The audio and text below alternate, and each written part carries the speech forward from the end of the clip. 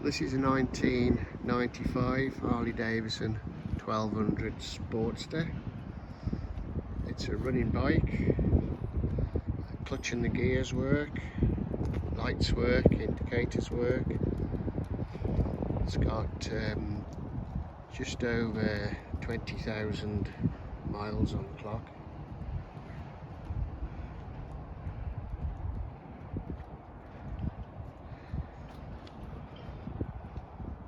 There you go.